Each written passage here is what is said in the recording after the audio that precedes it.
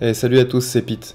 Dans cette vidéo, je voulais vous parler du rapport d'échelle qu'on peut rencontrer quand on dessine un personnage ou plusieurs personnages dans un paysage.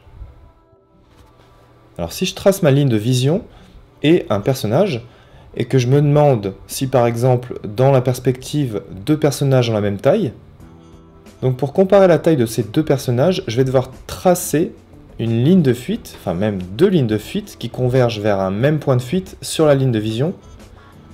Donc, vous vous rappelez que la ligne de vision, c'est la hauteur de l'œil de l'observateur. Donc ici, je trace une première ligne de fuite qui correspond au pied, et là, une deuxième ligne de fuite qui normalement converge vers le même point. Bon là, c'est pas tout à fait le cas. Donc ça veut dire que le personnage du haut est un petit peu trop grand par rapport au personnage que je vois au premier plan. Donc je peux faire exactement pareil avec d'autres points de fuite. Là par exemple, je vais directement tracer mes lignes de fuite des pieds à la tête. Et là je peux me dire que la taille du personnage, on retrouve cette même taille tout du long. Donc ici par exemple, on peut se dire que le personnage au deuxième plan a la même taille que celui du premier plan. Donc voilà la petite astuce pour représenter les personnages de même taille. On peut aussi s'aider de cette même technique pour comparer la taille d'un personnage avec un autre élément du paysage, comme par exemple une maison ou un arbre. Donc là je vais essayer de comparer avec la même technique la porte d'entrée d'une maison avec le premier personnage que j'ai dessiné au début. Donc là je suis en train de dessiner une maison complètement basique à deux points de fuite. Donc le deuxième point de fuite est à droite, on ne le voit pas, il sort de la feuille.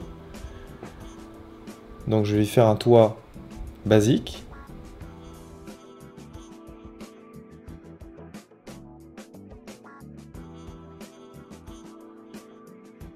Je vais dessiner rapidement une porte d'entrée et je vais comparer la taille en hauteur de cette porte d'entrée par rapport donc à mon premier personnage que j'ai dessiné au départ. Alors là, à votre avis, à l'œil, est-ce que vous sauriez si ce personnage pourrait rentrer en position debout dans cette maison? Et bon, on va le vérifier tout de suite. On trace une ligne de fuite, donc je vais rallonger un petit peu ma ligne de vision. On trace une ligne de fuite au pied de la maison, jusqu'au pied du personnage. Et je vais prendre un point de fuite qui correspond à la ligne de fuite des pieds. Je vais faire la même chose avec le niveau de la tête. Et je me rends compte que la tête arrive à peu près à cette hauteur-là. Donc là, le personnage peut rentrer dans sa maison.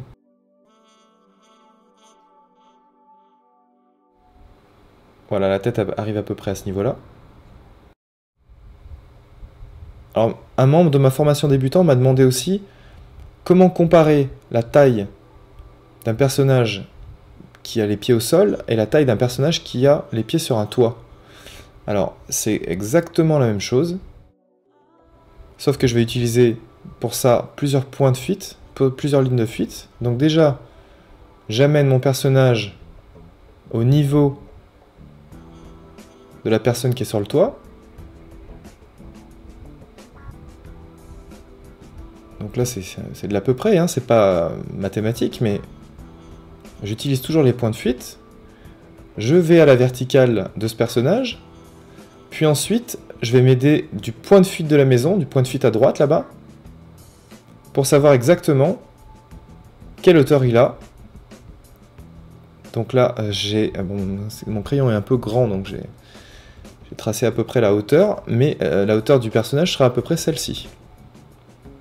Donc ce personnage-là, on l'a projeté plusieurs fois, 1, 2, 3 fois, 4 fois même, avec le toit.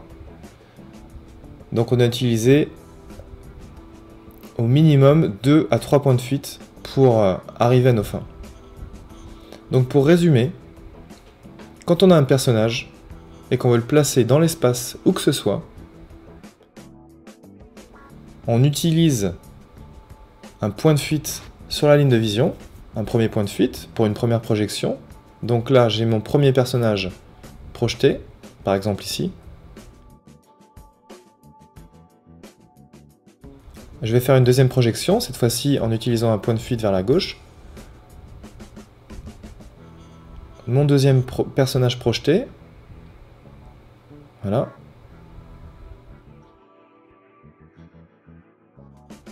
Ce personnage, s'il est en hauteur, par exemple sur un toit, et j'ai juste à le projeter en vertical, il aura exactement la même taille en vertical. Et si ce dernier personnage, j'aimerais le projeter sur la surface d'un immeuble, par exemple, j'utiliserai les points de fuite de l'immeuble, tout simplement. Donc vous avez vu, il n'y a absolument rien de compliqué.